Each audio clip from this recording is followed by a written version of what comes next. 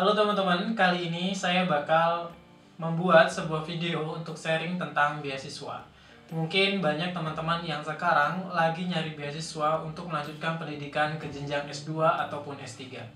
Sebenarnya kalau teman-teman tahu, banyak banget tips yang bisa teman-teman dapetin di internet. Salah satunya di YouTube. Bagaimana cara mendapatkan beasiswa dari pengalaman yang saya pernah dapatkan. Beasiswa untuk S2 dan juga S3 itu banyak sekali ditawarkan oleh negara-negara di luar negeri.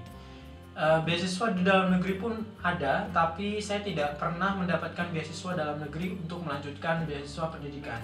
Jadi untuk video kali ini saya akan coba sedikit membahas tentang bagaimana sih mendapatkan beasiswa di luar negeri.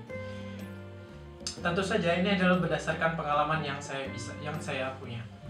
Pertama, teman-teman kalau misalkan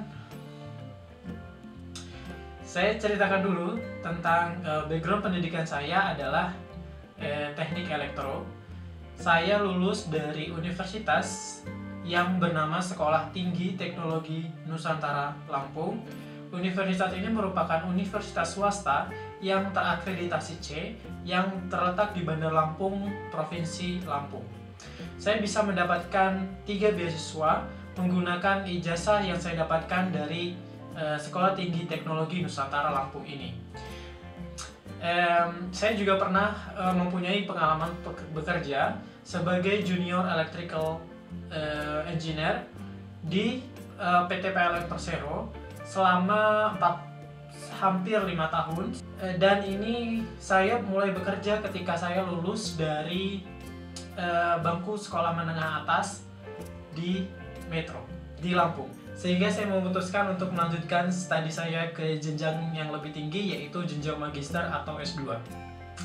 Pertama, saya mendaftar di universitas dalam negeri karena saya pun tidak merasa memiliki kepercayaan diri untuk mendapatkan beasiswa di luar negeri.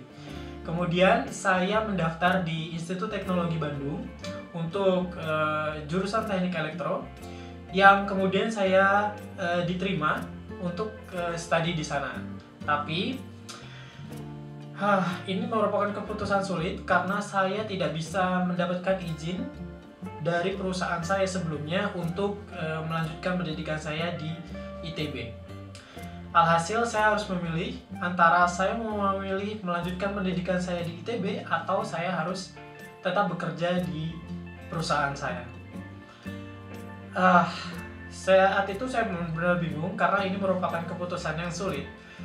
Jadi saya menceritakan kondisi saya kepada salah satu teman saya. Dia menyarankan saya untuk mencoba mendaftar ke universitas luar negeri dan mencoba mendaftar beasiswa. Kemudian saya mengatakan saya tidak percaya diri karena saya datang dari kampus yang tidak terkenal dan saya rasa tidak cukup untuk bisa mendapatkan beasiswa. Karena kita tahu, sudah bukan rahasia umum lagi, banyak beasiswa yang ada itu mahasiswa yang berasal dari kampus-kampus besar seperti UI, UGM atau ITB. Tapi karena saya sudah tidak memiliki pilihan lagi, akhirnya saya mencoba mendaftar di universitas di Inggris karena saya merasa bahwa universitas yang ada di Inggris itu sangat menarik. Kemudian saya mencoba beberapa universitas, tepatnya 4 universitas. Semua pendaftaran dilakukan secara online, sehingga saya tidak memerlukan biaya apapun untuk melakukan pendaftaran ini. Saya mendaftar beberapa universitas, yaitu Manchester University, Liverpool University, Aberdeen University, dan satu lagi Birmingham University. Saya melakukan pendaftaran, saya membuat sebuah esai, kemudian semua persyaratan seperti ijazah translate, ya kan, dan semua persyaratan saya penuhi. Kemudian saya coba apply online dan ternyata saya diterima di tiga universitas, dan saya ditolak oleh University of Manchester University. Itu alasannya karena saya apply di Manchester University itu course based research, master by research, bukan coursework. Jadi ada dua sebenarnya master di Inggris itu, by research atau by coursework. Tapi saya daftar di yang by research. Jadi by research ini 2 tahun study masternya, karena kalau yang coursework ini studinya cuma 1 tahun. Kemudian saya ditolak untuk karena saya tidak memiliki background untuk di pengalaman riset sebelumnya. Jadi saya kemungkinan besar memang ditolak untuk yang master by research. Tapi saya diterima di 3 universitas di Birmingham, Aberdeen dan juga Liverpool untuk master yang coursework di bidang yang sama, yaitu electrical engineering. Setelah itu, setelah saya mendapatkan konfirmasi bahwa saya diterima di universitas di Inggris, rasa yang saya rasakan pada saat itu adalah senang, karena ternyata saya tidak menyangka saya yang hanya lulusan dari kampus swasta dengan akreditasi C ini bisa diterima di kampus di Inggris yang notabene kampus yang lumayan bagus. Kemudian setelah saya diterima, saya berpikir untuk mungkin saya bisa mencoba untuk mendaftarkan beasiswa. Kemudian saya mendaftar beberapa beasiswa dan saya mendapatkan 3 beasiswa sebenarnya, tapi beasiswa ini untuk berbeda negara. Jadi ada 3 beasiswa. Yang pertama itu dari Kemenristek-Dikti untuk calon dosen politeknik. Jadi setelah mendapatkan beasiswa ini saya harus mengajar di politeknik. Yang kedua itu adalah LPDP. LPDP saya mengajukan untuk studi di Liverpool University. Kemudian saya juga mendapatkan beasiswa dari Polandia yang nama beasiswanya adalah Ignacy Łukasiewicz. Kemudian setelah mempertimbangkan kurang dan lebihnya dari setiap beasiswa, saya memutuskan untuk menjalani beasiswa yang berasal dari Polandia. Karena saya pikir bahwa ini alasannya sebenarnya lebih klasikal atau lebih ke masalah pribadi, ya, maksudnya preference pribadi masing-masing. Saya memilih untuk menjalani studi saya di Polandia karena di Polandia tidak ada kontrak sama sekali. Artinya ketika saya menyelesaikan studi master saya tidak harus kembali ke Indonesia. Artinya saya bisa untuk melanjutkan studi di negara lain, bekerja di Polandia, bekerja di negara manapun di dunia ini. Saya mau kembali ke Indonesia pun itu tidak ada aturannya. Itulah kenapa saya memilih beasiswa Polandia. Kemudian walaupun beasiswa Polandia ini jauh lebih kecil dibandingkan beasiswa yang dua yang lainnya, tapi beasiswa ini cukup untuk kehidupan seorang mahasiswa yang ada di Polandia. Kemudian setelah saya mendapatkan beasiswa itu, sebenarnya untuk mendapatkan beasiswa Polandia ini pada saat itu merupakan gelombang pertama. Saya merupakan gelombang pertama untuk beasiswa pemerintah Polandia ini. Jadi saya bisa dikatakan sebagai angkatan pertama untuk beasiswa Polandia dari Indonesia. Pada saat itu yang diterima adalah sekitar 20 orang kalau nggak salah. Dan ini kekurangan dari beasiswa ini adalah untuk biaya flight atau penerbangan dari Indonesia ke Polandia itu tidak di cover oleh beasiswa. Jadi kita harus membiayai beasiswa kita sendiri, membiayai penerbangan kita sendiri maksudnya, untuk penerbangan dari Jakarta ke Polandia. Kemudian baru nanti di Polandia kita akan diberikan beasiswa untuk gaya hidup dan juga biaya pendidikan kita akan diberikan secara gratis. Well, itu sangat cukup. Dan setelah itu saya memutuskan untuk menerima tawaran beasiswa yang diberikan oleh pemerintah Polandia, saya berangkat dan menjalani beasiswa saya ke sana. Beasiswa ini 3 tahun, 1 tahun itu belajar bahasa dan budaya, bahasa Polandia dan budaya Polandia. Kemudian yang 2 tahun adalah 1 tahun atau 2 tahun setengah, itu tergantung program master yang ada di Polandia. Itu dia menjalani program masternya itu sendiri gitu. Nah, sebenarnya untuk mendapatkan beasiswa yang ada di Polandia ini sebenarnya tidak, pada saat itu menurut saya itu tidak terlalu sulit gitu. Mungkin bagian yang paling sulit adalah membuat proposal research tentang S2 kita, apa yang akan kita lakukan untuk menjalani tesis, master tesis kita. Nah, di sini mungkin adalah letak dari kesulitan untuk mendapatkan beasiswa itu sendiri. Kemudian sisanya sama halnya seperti beasiswa lain, seperti translate ijazah, translate transkrip, kemudian membuat letter of motivation gitu, dan semuanya berkas dokumen yang sebenarnya rata-rata tidak jauh berbeda dengan beasiswa lainnya. Kemudian untuk beasiswa yang LPDP, saya mendapatkan beasiswa ini karena saya pikir, ini menurut pendapat saya pikir karena saya memiliki background pengalaman bekerja di badan usaha milik negara, yang notabene ketika saya mendapatkan beasiswa LPDP, saya harus kembali ke Indonesia dan saya akan bekerja kembali di perusahaan saya sebelumnya. Kemudian untuk yang beasiswa politeknik, beasiswa calon dosen politeknik, ini beasiswa yang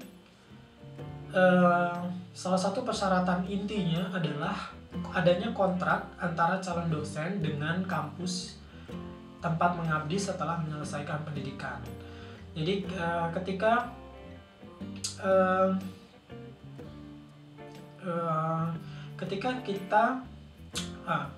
ketika saya selesai, misalkan saya mengambil tawaran beasiswa dari Kemenristek Dikti pada saat itu, untuk sebagai calon dosen, artinya saya 5 tahun setelah menyelesaikan pendidikan saya di Jerman atau Taiwan. Waktu itu pilihan negaranya hanya ada 2, di Jerman atau di Taiwan. Setelah kembali menyelesaikan pendidikan saya di Jerman atau di Taiwan, saya harus kembali ke universitas yang telah membuat perjanjian dengan saya untuk menjadi dosen selama 5 tahun minimum. Jadi saya mendapatkan beasiswa itu karena saya membuat perjanjian kontrak kerja dengan kampus saya, alumni, untuk menjadi dosen di situ. Kemudian saya bisa mendapatkan tawaran beasiswa dari Kemenristek Dikti untuk mendapatkan master yang ada di Jerman atau di Taiwan. Tapi saya tidak memilih LPDP dan juga Kemenristek Dikti karena alasan yang preference ya, maksudnya artinya saya lebih senang tidak terikat dengan suatu lembaga atau apapun, dan ini lebih free walaupun beasiswanya tidak terlalu banyak, tapi tetap cukup untuk hidup dan belajar di Polandia dengan nyaman. Pada saat itu beasiswanya itu tidak banyak. Beasiswa ini nanti mungkin akan saya bahas lagi di selanjutnya. Kali ini saya tentang sharing. Untuk video kali ini saya sharing aja bagaimana saya mendapatkan beasiswa itu sendiri. Kemudian yang mau saya share lagi adalah untuk mendapatkan beasiswa ini sebenarnya kalau teman-teman tahu, yang paling banyak membuat gagal adalah masalah kemampuan bahasa. Jadi saya pada saat itu ketika sebenarnya saya tidak memiliki rencana untuk melanjutkan studi di luar negeri karena apa? Karena saya juga tidak memiliki kepercayaan diri karena saya berasal dari universitas yang tidak terkenal, bukan universitas besar dan juga bukan negeri. Jadi saya pikir saya tidak akan bisa qualified untuk mendapatkan beasiswa. Kemudian itu berjalannya waktu, saya sudah memiliki kemampuan yang bisa dibilang cukup. Waktu itu saya sudah di semester 7 ketika saya menjalani sarjana. di semester 7 saya mengambil IELTS, dan ini untuk pertama kalinya tanpa kursus. Jadi saya ada waktu itu pergi ke Pare, ke kampung Inggris untuk melakukan pendalaman tentang IELTS selama 3 minggu.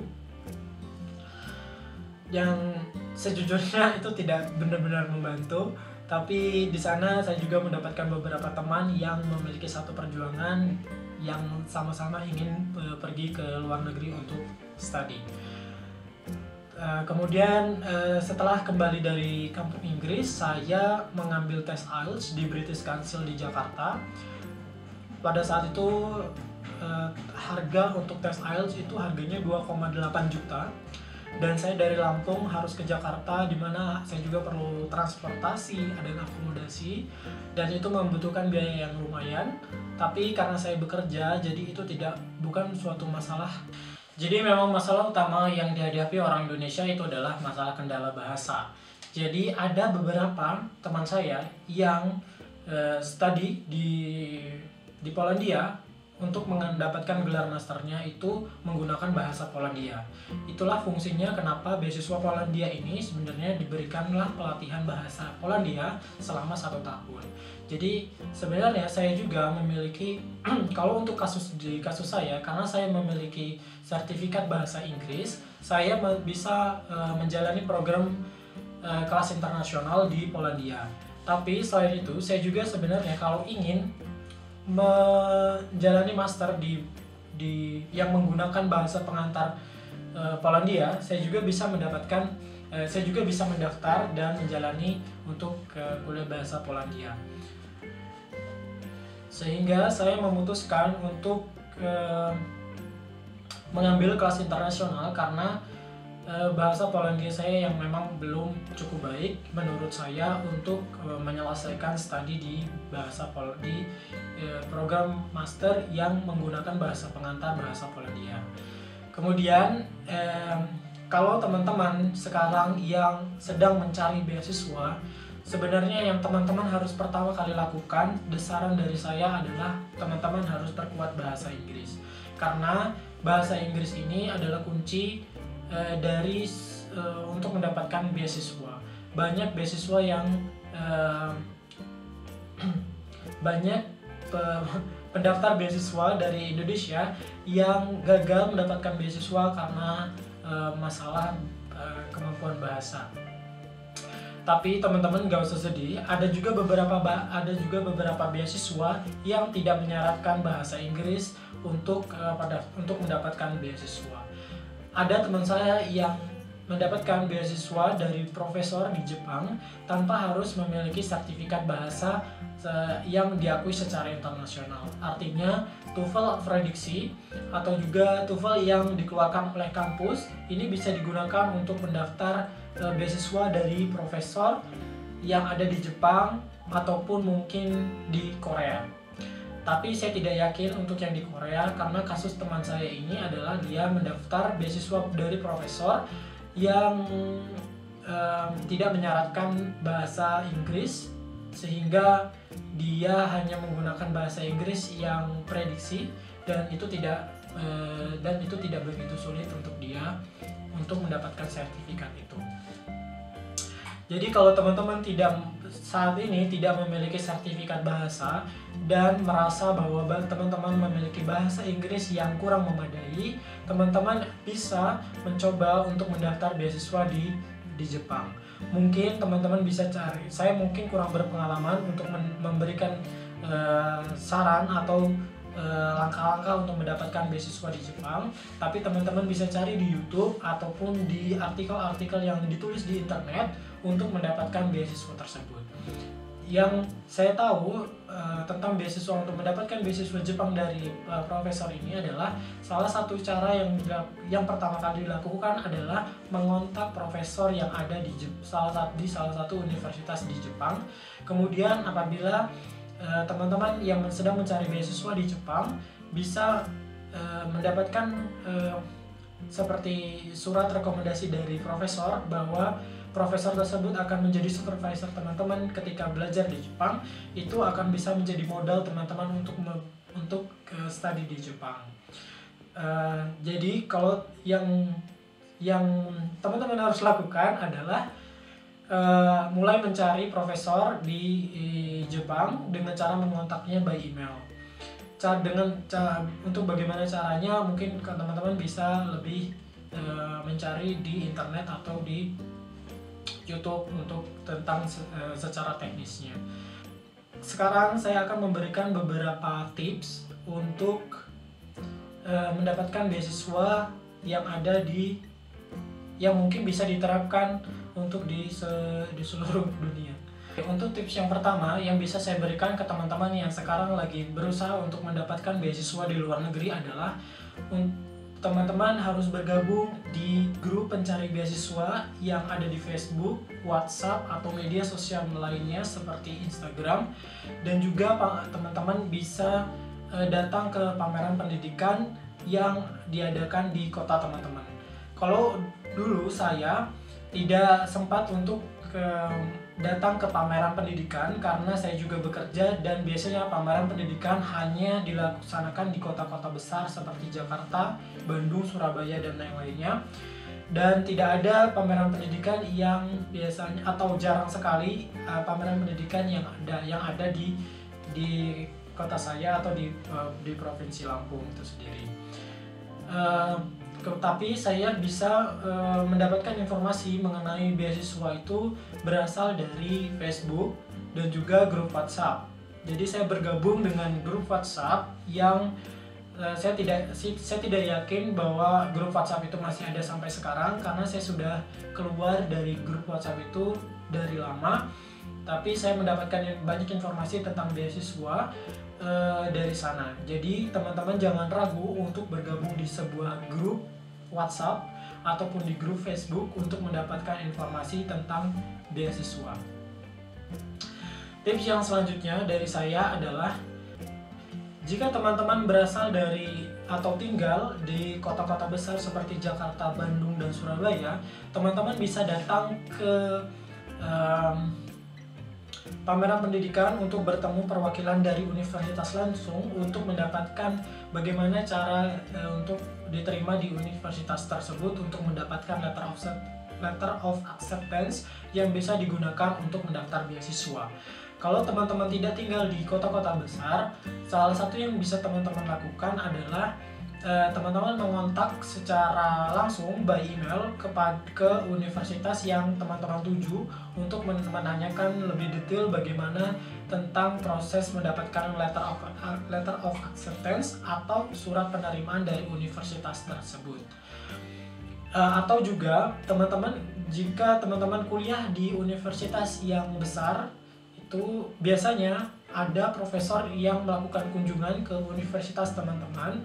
Nah, dari situ teman-teman bisa untuk mengajak komunikasi profesor tersebut dan menanyakan apakah mungkin untuk melakukan riset di bawah naungan profesor tersebut, atau profesor tersebut memiliki beasiswa atau sebuah proyek yang mungkin bisa teman-teman dapatkan. Kemudian tips yang ketiga yang bisa saya berikan adalah mendapatkan sertifikat bahasa.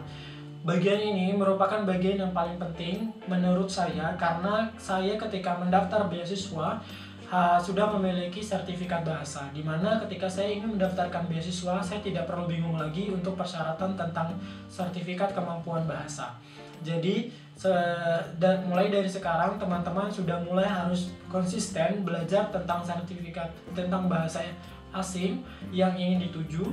Seperti kalau saya fokus ke bahasa Inggris, tapi teman-teman juga bisa apabila teman-teman ingin pergi ke studi dengan bahasa lokal seperti di Jerman, teman-teman bisa mulai fokus untuk mendapatkan sertifikat bahasa Jerman, atau teman-teman yang ingin studi di Jepang atau Korea pun melakukan hal yang sama, yaitu melakukan persiapan yang matang untuk mendapatkan sertifikat di level tertentu supaya bisa diterima di universitas yang teman-teman tuju. Tips yang selanjutnya, tips yang nomor 4 adalah daftar sesuai dengan sesuai dengan persyaratan yang ditentukan. Artinya teman-teman ketika ingin mendaftar sebuah beasiswa, teman-teman harus yakin benar bahwa teman-teman telah memenuhi syarat dari beasiswa yang teman-teman tuju. Karena ketika teman-teman tidak memenuhi syarat, itu teman-teman akan kemungkinan besar akan ditolak di beasiswa itu. Tapi teman-teman tidak ada salahnya jika ingin memang mencoba. Tapi menurut saya teman-teman cobalah saja untuk fokus untuk beberapa beasiswa yang memang benar-benar sudah memenuhi syarat, sehingga memperbesar peluang teman-teman untuk mendapatkan beasiswa tersebut. Tips yang selanjutnya atau tips yang nomor 5 dari saya adalah apply atau daftar beasiswa lebih dari satu. Jadi yang saya lakukan, saya mendaftar beasiswa itu lebih dari satu. Artinya tidak hanya pada satu beasiswa di satu universitas, tapi daftar beberapa beasiswa dan melakukan fokus di situ. Artinya ketika sudah memenuhi syarat, ketika kita sudah daftar dan tetap ditolak, kita harus tetap fokus untuk memperbaiki mendapatkan beasiswa itu. Kira-kira di bagian mana yang kita tidak bisa, yang kurang maksimal untuk mendapatkan beasiswa tersebut. Artinya kita tidak menunggu hanya satu dari pengumuman beasiswa, tapi ada beberapa beasiswa yang kita daftar, sehingga ini dapat membuat peluang kita untuk mendapatkan beasiswa menjadi lebih besar. Tips yang selanjutnya adalah membuat CV yang baik. Artinya ada beberapa beasiswa yang menyarankan untuk melampirkan CV atau riwayat hidup. Jadi usahakan membuat CV semenarik mungkin dengan secara sekilas tentang profil dari pendaftar dari CV ini. Kemudian tips yang selanjutnya adalah publikasi atau prestasi lainnya. Jadi buat teman-teman yang sekarang masih kuliah, usahakan membuat suatu prestasi yang mungkin bisa teman-teman jual untuk mendapatkan beasiswa di luar negeri.